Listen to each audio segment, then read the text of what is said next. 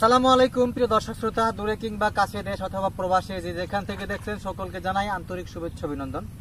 দর্শক, বরাবরের মতো আমরা প্রতিনিয়ত আপনাদের মাঝে বিভিন্ন ঘাসের অনেক তথ্যবহুল ভিডিও নিয়ে হাজির হই। আমরা খামারি ভাইদের উদ্দেশ্যে, যারা খামার প্রতিষ্ঠা করেছেন বা খামার প্রতিষ্ঠা করবেন সেসব ভাইদের যে কোন ঘাসগুলো আপনার গবাদি পশুকে খাওয়ালে আপনি বেশি লাভবান হবেন, কোন ঘাসে চাষ করলে দীর্ঘদিন যাবৎ ফলন পাবেন, সেসব আপডেট ঘাসগুলা, বিদেশি জাতের ঘাসগুলা নিয়ে আপনাদের মাঝে সবসময় প্রতিবেদনের মাধ্যমে নানাবিধ তথ্য উপাত্ত দিয়ে থাকি।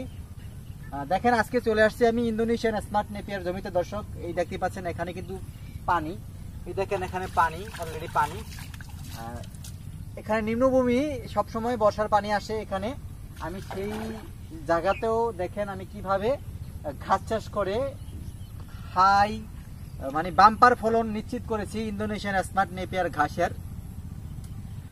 এই প্রথম ধাপের ফলন, তাও দেখেন যে ঘাস আর ঘাস, প্রচুর ঘাস দর্শক হয়েছে।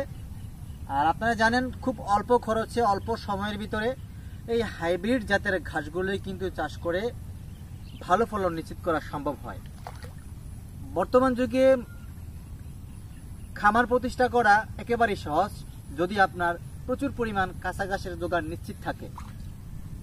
কিন্তু একটা সাইড আবার কঠিন হয়ে গিয়েছে, দানাদার খাদ্য খড়কুটা, এটা কিন্তু বর্তমানে অনেক কম। বর্তমানে আগের মতো করে সেরকম ধান হয় না।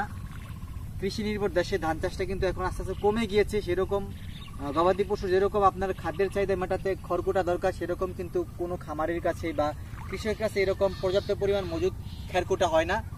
সেই দৃষ্টিকোণ থেকে বর্তমানে আপডেট যুগে এই মুহূর্তে প্রায় বাংলাদেশে 7 থেকে 8টা প্রজাতির ঘাস চাষ করেছেন, প্রতিটাই কিন্তু বাহিরের ঘাস।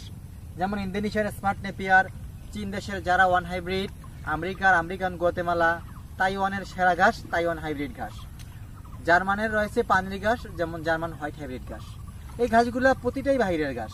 বর্তমানে বাংলাদেশের কাটিং উদ্যোক্তারা এবং খামারিরা ব্যাপক হারে এই গাছগুলো চাষ করে গবাদি পশুর খাদ্যের চাহিদা মেটাচ্ছেন।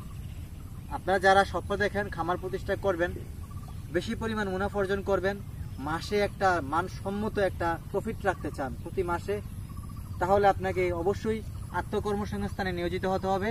তার ভিতরে রয়েছে পশুপালনটা সবচাইতে লাভজনক একটা পেশা। যদি আপনি পরিকল্পিতভাবে পর্যাপ্ত পরিমাণ ঘাস চাষ করতে সক্ষম হন, তাহলে আপনার এই পথগুলা সহজ এবং সঠিক হবে। যদি কাটিং প্রয়োজন হয়, স্ক্রিনে দেওয়া নাম্বারে যোগাযোগ করে আমি যতটা ঘাসের নাম বলেছি আপনাদের মাঝে, প্রতিটা ঘাসের কাটিং, পরিপক্ক কাটিং আমার নিকট হতে সংগ্রহ করতে পারবেন। দর্শক, যদি ভিডিওটি ভালো লাগে থাকে অবশ্যই শেয়ার করে দিবেন, যাতে অন্য কৃষি উদ্যোক্তা ভাই বোনেরা ভিডিওটা দেখে উপকৃত হন। এবং সবার সুস্বাস্থ্য দীর্ঘায়ু কামনা করে জানাচ্ছি। আল্লাহ হাফেজ।